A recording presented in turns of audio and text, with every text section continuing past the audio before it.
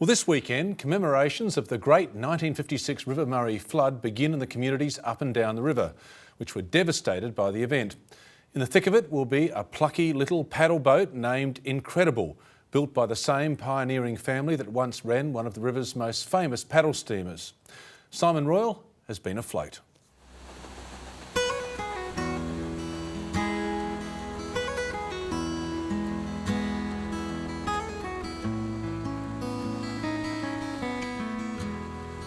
This is the story of the little Murray River paddle boat named Incredible, and the man who, against the odds, built it.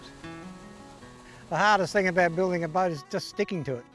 Once you start a project, eventually you must finish it. Thank you, Peter.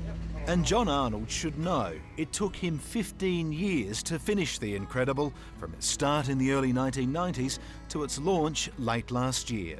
There was no deadline on it, it's just a matter of one day we'll get it done.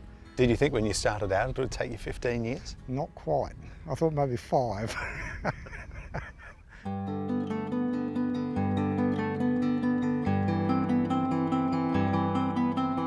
But whether it was 5 years or 15, the Incredible's heritage arguably stretches back much further. The Arnolds are an old riverboat family. Their companies, J.G. Arnold and Murray Shipping, built or owned some of the greatest paddle steamers that ever graced the river.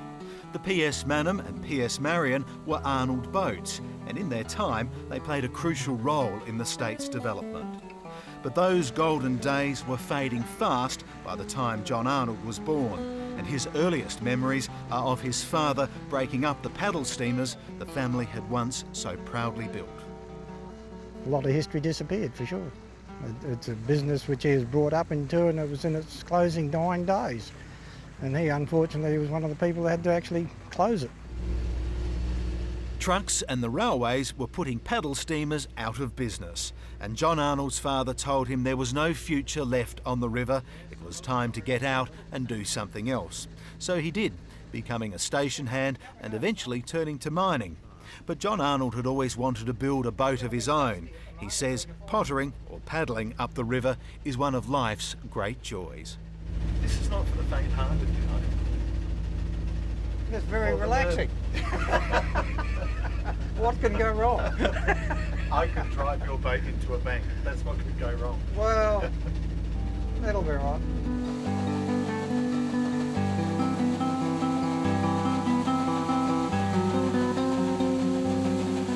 That she'll-be-right attitude is typical of paddle steamers. The Incredible's timbers were once old iron ore bins from Iron Knob. The bell, the whistle and the running lights came from old steamers and barges once owned by John Arnold's dad. Like the original paddle steamers, Incredible is a contraption concocted out of something old and something new. And that's exactly how they built most of the old steamers.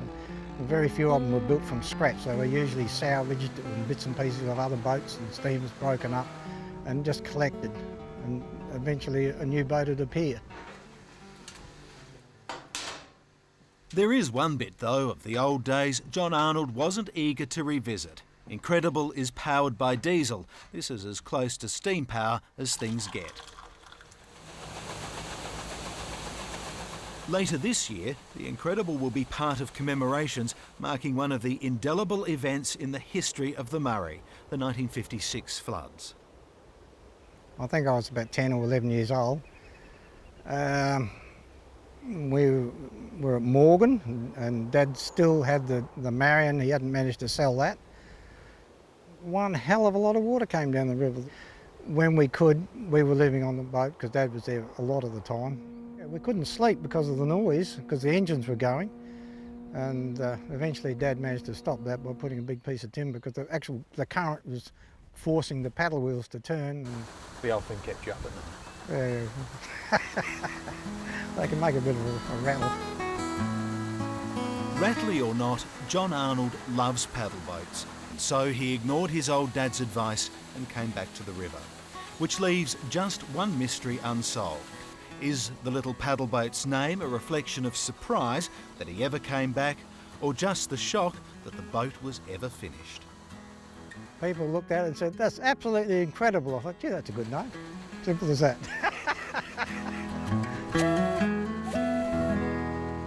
And some great pictures there. And the flood commemorations begin this Sunday in Renmark.